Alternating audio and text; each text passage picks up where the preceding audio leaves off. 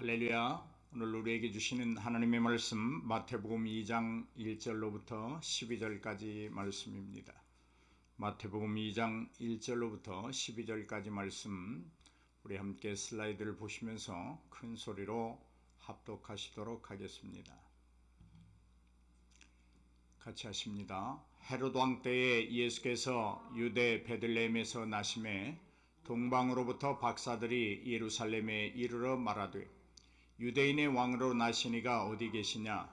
우리가 동방에서 그의 별을 보고 그에게 경배하러 왔노라 하니 헤롯 왕과 온 예루살렘이 듣고 소동한지라.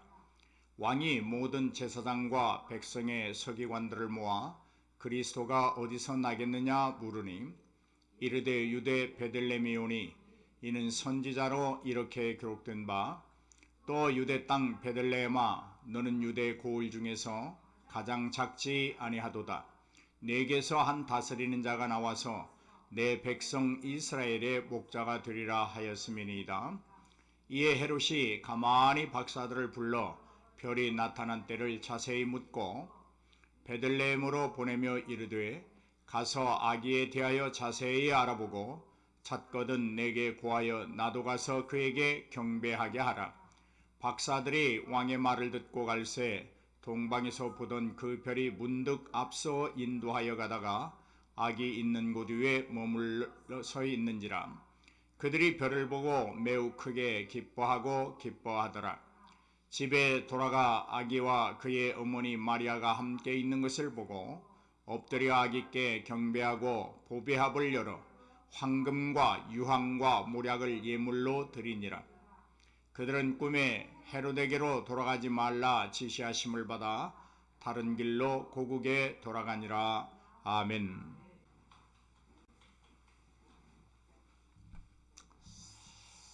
할렐루야. 하나님 함께 영광을 돌립니다. 우리 다 같이 잠깐 기도하겠습니다. 하나님 아버지 감사합니다. 참으로 어느덧 2020년 마지막 주일이 되었습니다. 주의 종으로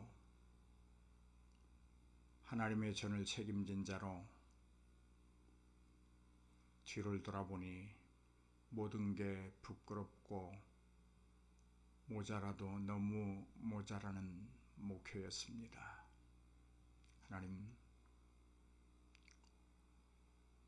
이 시간 다시 한번 성령으로 역사하여 주시고 새로운 힘을 주셔서 맡겨주신 이 사역을 잘 감당할 수 있도록 은혜 베풀어 주옵소서.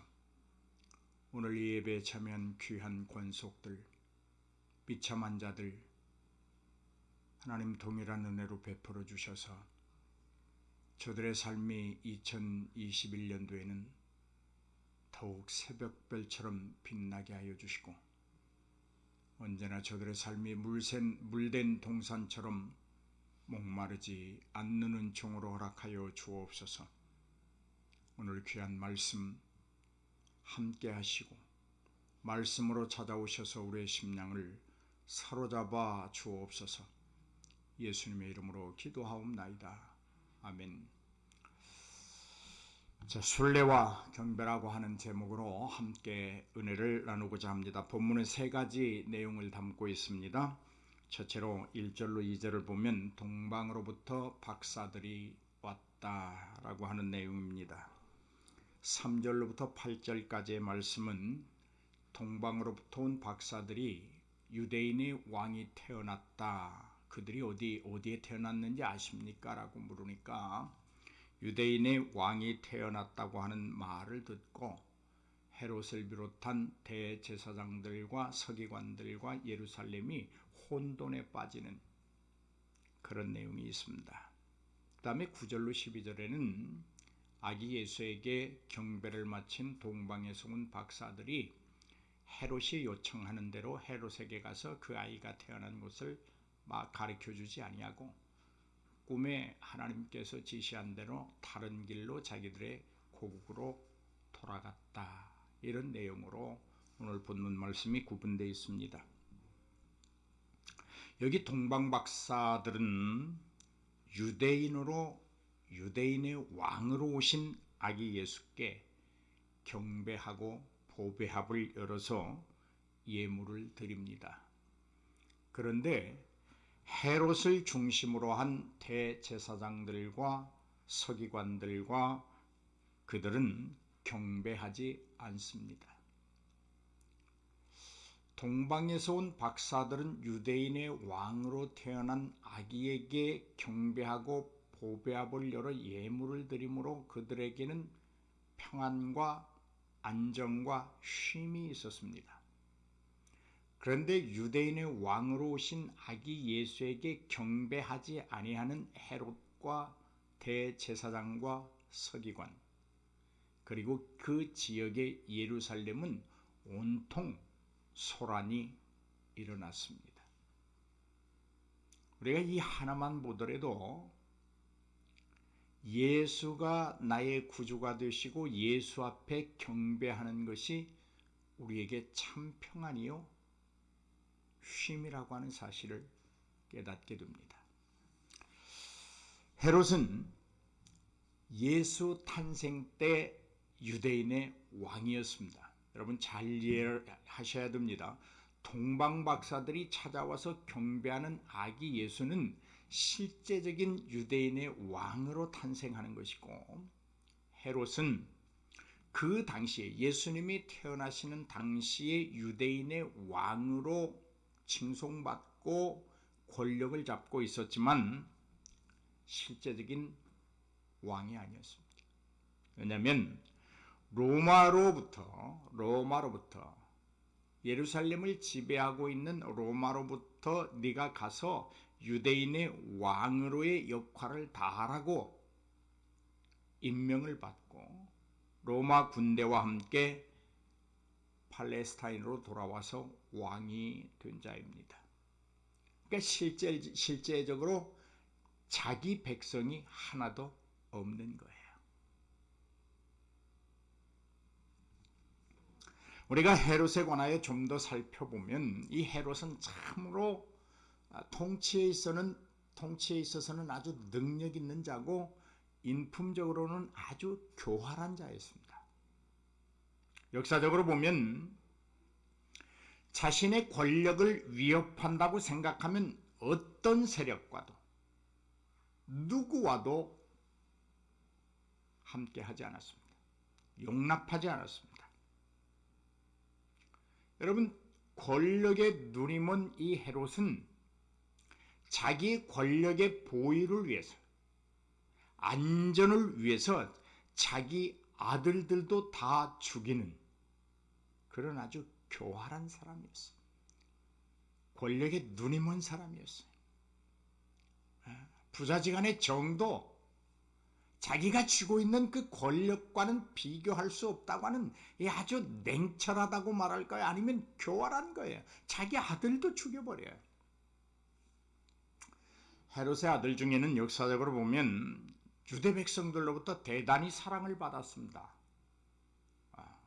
헤롯에게는 3명의 아들이 있었는데 알렉산더라고 하는 큰아들과 아리스토블루스라고 하는 둘째 아들이 있었어요. 그들은 유대 백성들에게, 예루살렘의 거민들에게 아주 그 사랑을 받고 존경을 받는 사람이에요. 자기 아버지하고는 전혀 다른 사람이에요. 그러니까 헤롯이 가만히 보니까 이놈이 유대인들이 자기는 존경을 안 하면서 자기 아들은 존경을 하고 사랑을 하니까 나중에 이놈들이 이 유대인들과 봉기를 일으켜서 내 권력을 찬탈하겠구나. 그래서 자기 아들들을 죽여버려요. 그리고 자기 막내 아들이 있었어요. 안피타페라고 하는 이 막내 아들이 있었는데 그 아들을 내 후계자라고 왕위를 계승할 자라고 정해놨어요. 그런데 그 아이가 점점 자라면서 사람들에게 존경을 받으니까 그 아이마저도 처형해버려요. 그래서 자기 세 아들을 다 죽여버려요. 이런 헤롯의 만행에 대하여 당시에 예루살렘에는 이런 소문이 퍼졌다고 그래요. 차라리 헤롯의 아들이 들으니 헤롯 왕궁에 있는 돼지가 도는 게 낫겠다. 왜요? 헤롯이 아들이 되면 다 죽으니까. 아무튼 헤롯은 오늘날로 말하면 낙하산을 타고 내려와서 유대인의 왕이 되었고 교활한 그런 성품을 가졌기 때문에 자기 아들들을 죽이는 비정한 아버지였습니다. 그런데 이 악한 사람도 하나님의 구원의 서정에 쓰임받는 것이 하나 있어요. 다른 목사님들에게 여러분이 듣지 않았을 거예요. 아마 저만 이런 얘기 하는 거예요. 헤롯이 하나님의 구원의 서정에 딱 쓰임받는 것 하나 있어요. 여러분, 헤롯이 왕으로 있었다고 하는 그 연대기는 예수님의 탄생 시기를 말하고 있어요. 한 가지 유익한 점이 있단 말이에요. 헤롯은 기원전 4년에 죽었습니다. 기원전 4년에 죽었어요. 예수님 오시기 전 4년 전에 죽었단 말이에요. 그러니까 예수님이 태어날 때 헤롯이 왕이었다 그러면 적어도 예수님이 태어난 것은 기원전 4년 안에 들어있는 거예요. 여러분, 우리가 BC와 AD를 나누는데 Before Christ, After Dominion이라고 하는 말이에요. 그건 예수 오기 전과 예수 온 후라고 역사는 그렇게 나누고 있어요. 여러분, 예수가 그렇게 석가모니나 이런 것들과 비교할 수 있는 존재가 아니에요. 역사를 바꿔 놓으신 분이에요. 그런데 사실 우리가 그 서기 계산을 잘못하고 있는 거예요. 헤롯이 기원전 4년에 죽었다고 하면 적어도 예수님이 태어나시는 해가 기원전 4년이다. 그러니까 예수님 오시기 전 4년 전에 태어났다는 거예요. 그러니까 우리가 지금 말하는 2021년에다가 4년을 더하면 지금이 언제요? 2025년이 돼야 돼요. 아무튼 그건 역사가들이 남길 것이고 목사인 저의 신학한 목사로서의 입장에서 보면 하하, 이 헤롯도 예수 그리스도가 태어나는 연대기를 밝혀주는 인물로는 쓰임받았다. 할렐루야. 우리말에 그런 말 있잖아요. 세상에 쓸모없는 사람은 하나도 없다.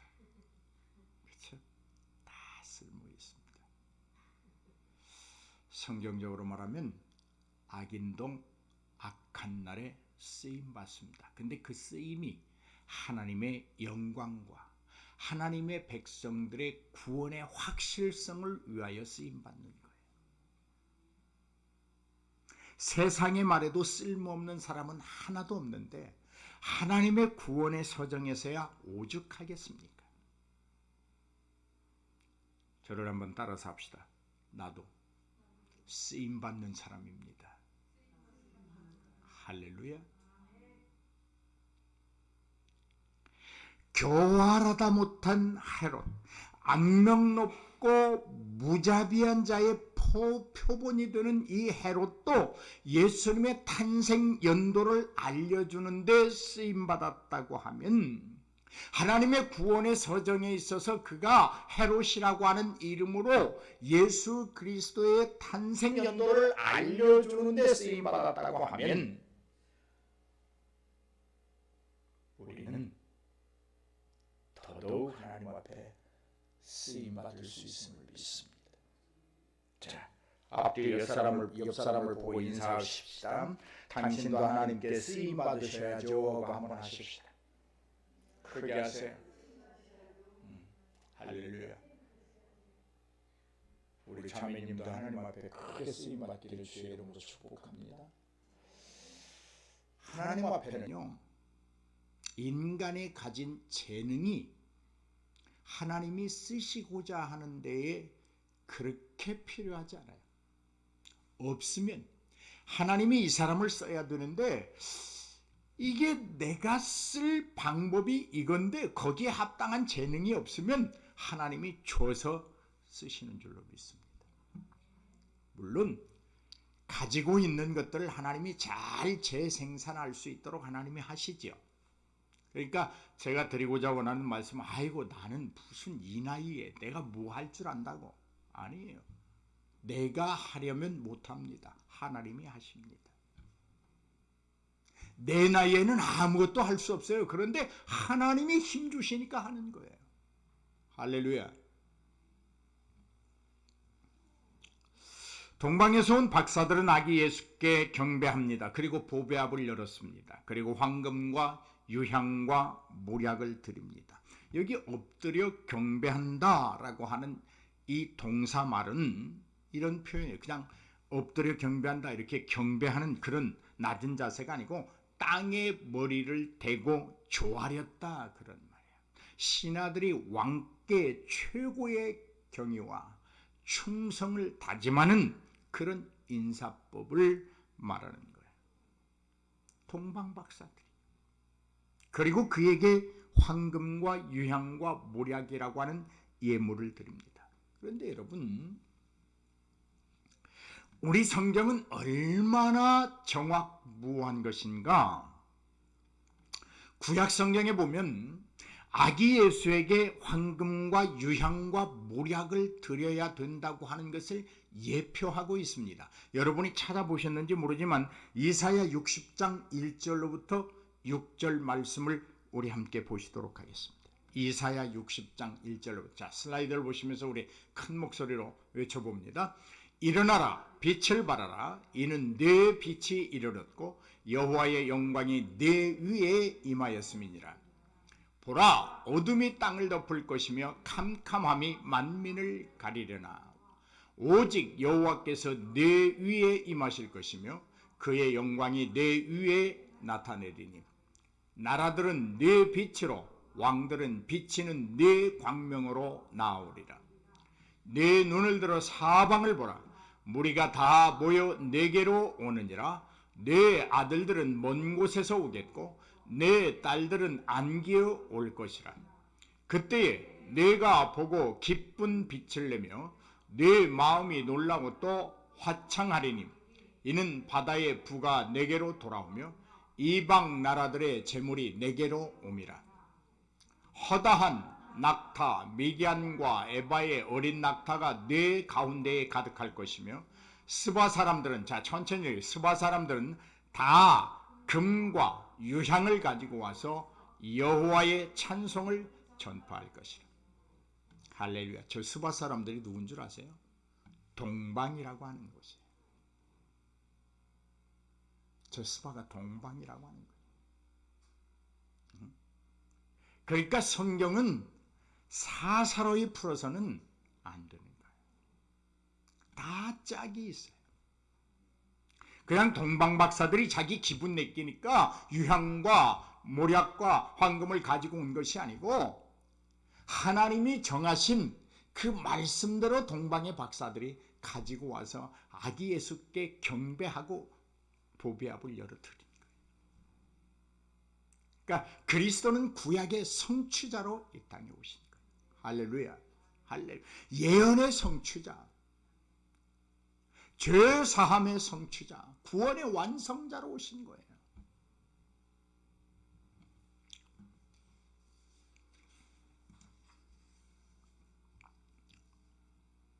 시편 45장 8절에 보면 이런 말씀이 있습니다.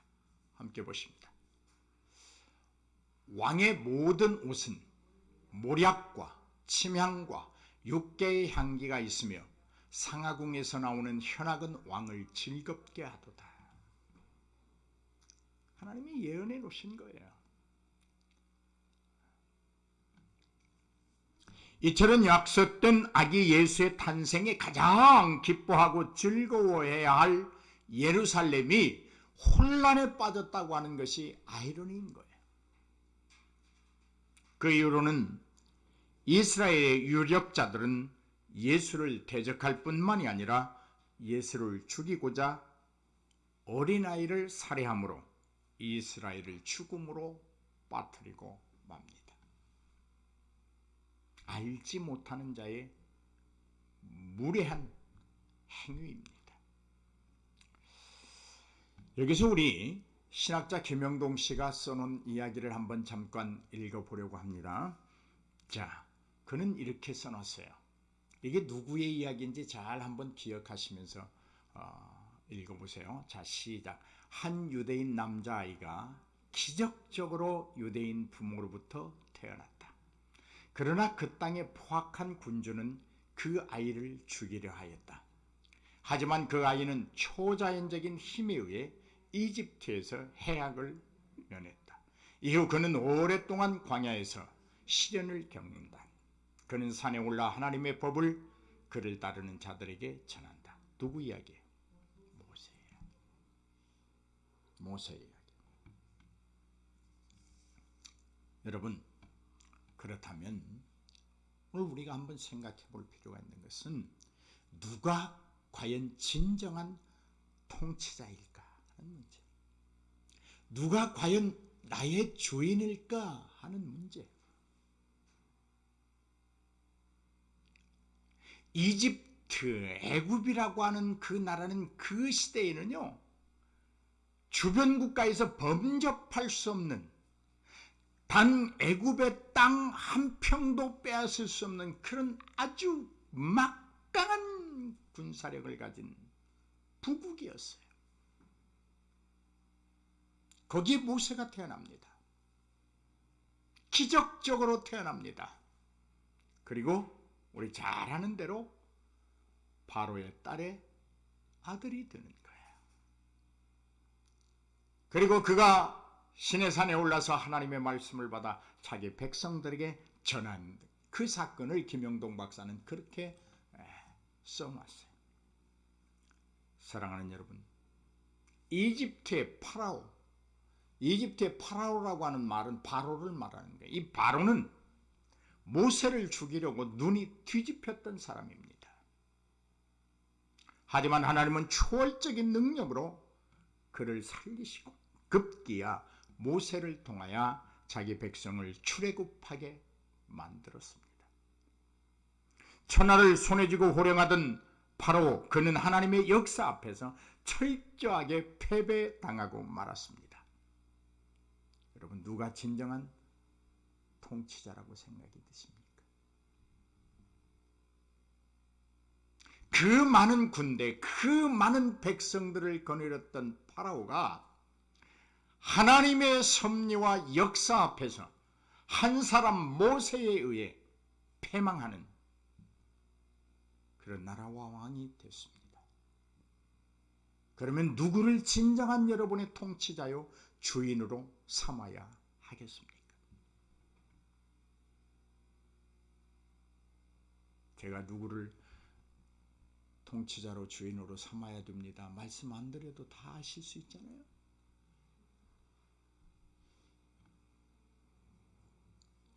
오늘 예수님 탄생 때 파라오 바로는 헤롯입니다. 헤롯은 유대인의 왕이 태어났다고 하는 말을 듣고 속이 뒤집힙니다. 나 말고 왕이 또 있단 말이야? 여기. 나 말고 통치자가 또 있단 말이야? 아니, 내가 이 유대의 왕인데 누가 어떤 사람이 또 유대인의 왕으로 태어났단 말이야? 그래서 이게 대제사장들과 서기관들을 부른 거예요. 야, 유대인의 왕이 저 동방에서 온, 스바에서 온 저 사람들이 뭘 한 좀 들고 와서 유대인의 왕이 태어났는데 거기가 어디인가 아십니까? 나한테 묻는데 내가 알아야 대답하지. 근데 당신들은 알고 있습니까? 그러자 대제사장과 서기관들이 구약을 알고 있으니까 그렇게 말, 예, 베들레헴 에브라다에 태어났습니다. 선지자의 글에 그렇게 되어 있습니다. 헤롯이 눈이 뒤집히는 거예요. 아니, 내가 내 왕권과 이 권력과 부귀와 영화를 유지하려고 내 아들들도 죽여왔던 사람인데 누가 나 말고 유대인의 왕이 또 된단 말이야. 이건 있을 수 없는 일이야. 동방박사들을 다시 부릅니다. 속임수를 씁니다. 당신들이 먼저 가서 찾아서 그 아이가 있는 곳을 나에게 가르쳐 주십시오. 나도 가서 그 아이에게 경배하겠습니다. 새빨간 거짓말이에요. 여기 경배라고 하는 말을 동방박사도 사용하고 헤롯도 사용하는데 전혀 다른 의미로 사용하고 있는 거예요. 오늘 사랑하는 성도 여러분, 오늘 똑같이 우리가 이 시간에 하나님 앞에 예배드리고 있는데 똑같은 유정수 목사의 목소리를 통해서 들려주는 하나님의 말씀을 듣고 있는데 어떤 이는 진정한 경배자가 되고 어떤 이는 속임수가 있는 경배자가 될 수 있는 가능성을 우리는 인정하면서 나는 속임의 경배자가 되지 않겠다고 하는 굳은 각오가 결의가 있어야 될 줄로 믿습니다. 우리 오늘이 2020년 마지막 주일이에요. 제가 오늘 아침에 새벽 3시에 일어나서 가만히 곰곰이 저를 돌아보니까 이건 목사로서 너무 허무한 1년을 살아왔어요. 너무 코로나 때문에 마음대로 전도를 한번 해봤습니까?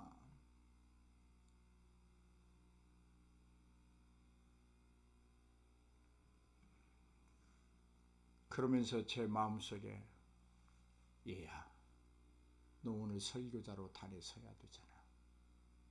예, 서야지요. 그래, 진정한 경배자가 되면 되잖아. 예. 사랑하는 성도 여러분, 동방의 스바에서 온 동방 박사들도 경배하러 왔다.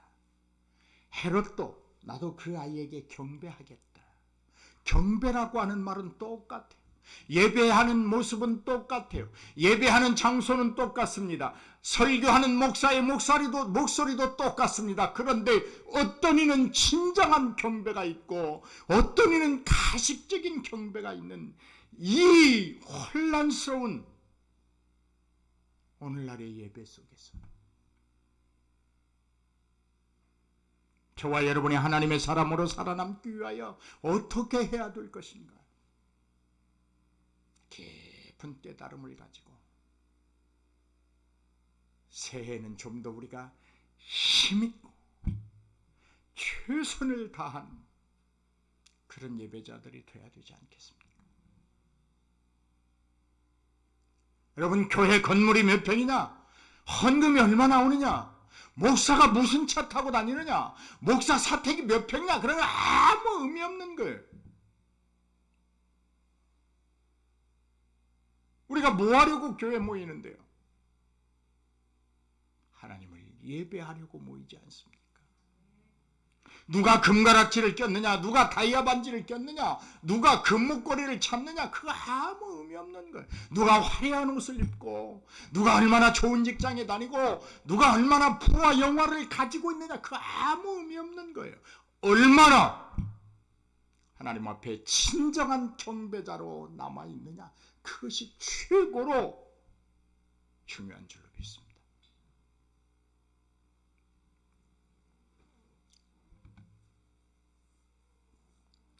그래서 이제 거짓된 경배자 이 헤롯은 아기 예수를 죽이려고 합니다. 아, 내가 동방에서 온 박사들에게 속았다. 이제 유대인의 왕이라고 하는 아이가 태어난 때를 내가 아니까 2살 다 죽여야 되겠다. 남자아이는 다 죽이라고 하잖아요.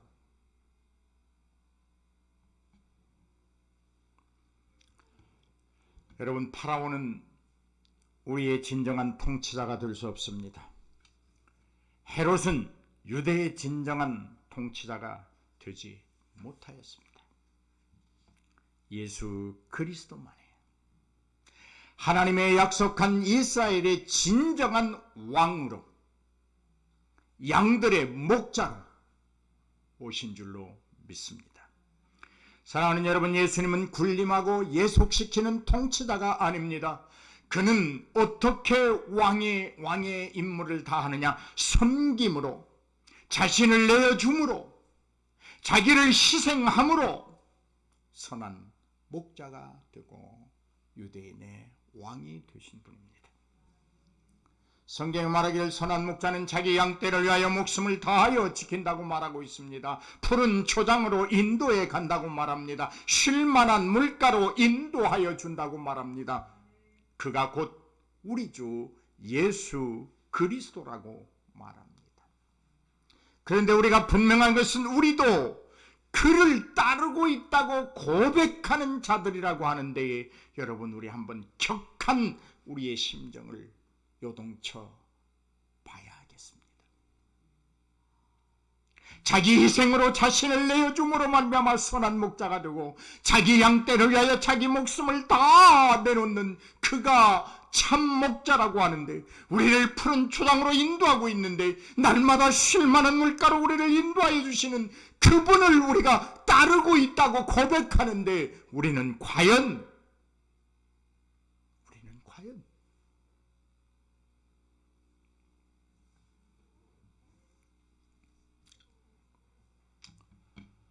합당한 예배, 진정한 크리스찬의 삶의 자세는 하나님을 향한 진정이 담겨 있는 경배여야 합니다. 합당한 예배여야 합니다.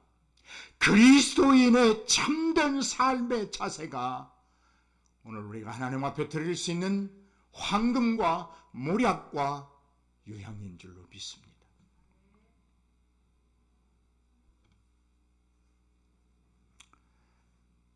교회에 전해 내려오는 전승으로는 황금과 모략은 예수 그리스도의 왕권과 신성과 죽음을 상징하는 예물이라, 그렇게 교회 전승은 우리에게 전하고 있습니다.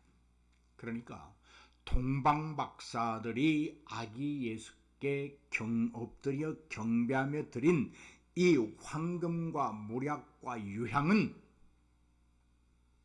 신앙의 고백을 담고 있는 거예요. 당신은 왕이십니다. 당신은 나의 주인이십니다. 당신은 나의 진정한 경배를 받을 수 있는 분입니다. 내가 모든 것을 다 드릴 수 있는 분은 당신밖에 없습니다. 그런 신앙의 고백이에요.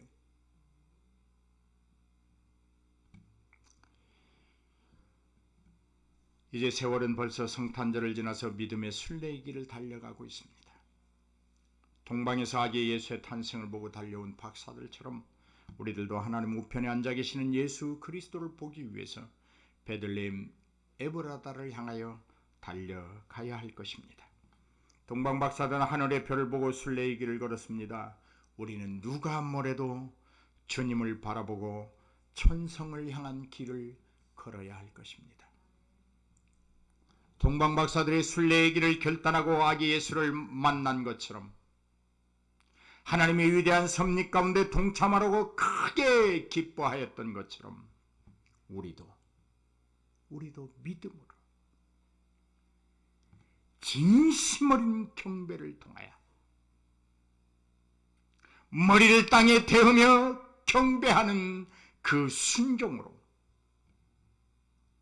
그리스도를 만나기 위하여 순례의 길을 걸어야 할 것입니다. 동방박사들이 유향과 모략과 황금으로 자신들의 신앙을 하나님 앞에 고백했던 것처럼 우리도 예수님의 가르침의 기조가 되는 용서와 행위를 통해서 아기 예수님의 왕권을 드러내는 신앙적 고백의 삶이 있어야 될 것입니다. 주님은 이렇게 하라고 기도를 가르쳐 주지 않았습니까? 우리가 우리에게 잘못한 자를 용서하는 것처럼 우리의 잘못을 용서하여 주옵소서.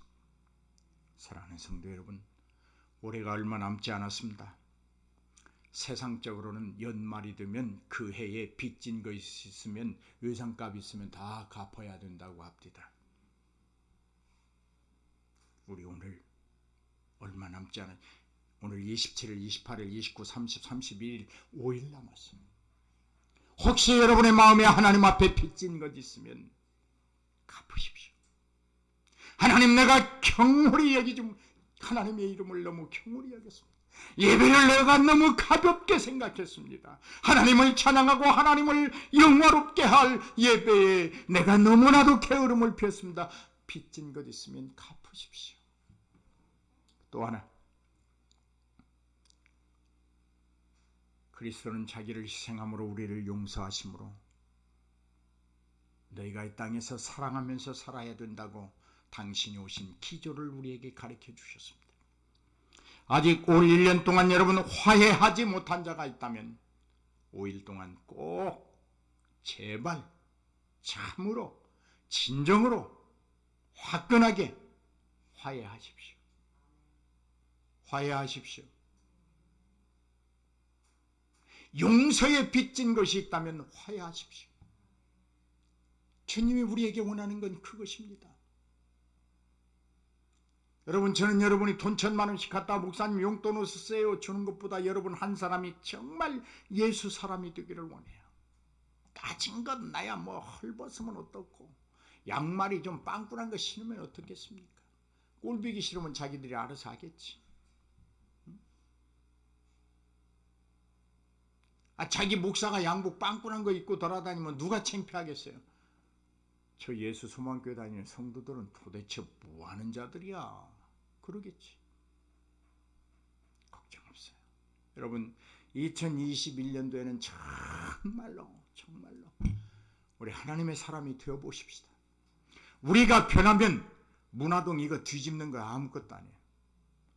중국 복음으로 없는 거 아무것도 아니에요. 그러기 위해서 남은 5일 동안 사랑한다고 말하지 못한 자가 있다면 사랑한다고 말하고, 미움을 간직하고 있었다면 그 보따리 풀어서 화해하고, 나눔과 섬김과 배품과 수용과 관용으로 우리의 이 2020년을 마무리하고, 할렐루야. 저도 이 설교 마치고 오후에 제가 1년 동안 미워했던 사람에게 전화하려고 그래요. 제가 설교 안 해놓고 제가 안 하면 되겠어요. 그래서 내가 1년 동안 사실 당신이 나에게 이렇게 해서 마음 아파서 내가 기도도 안 되고 기도도 안 했는데 내가 오늘부터는 기도하겠다. 다 용서한다.